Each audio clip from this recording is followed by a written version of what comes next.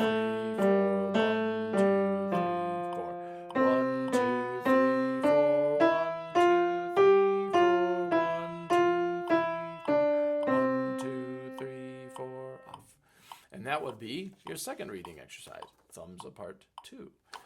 So, there you have it. I hope you've enjoyed these lessons all the way up through lesson number 9. And now you're going to hopefully practice this for a while and then move up to lesson 10. Good luck with that.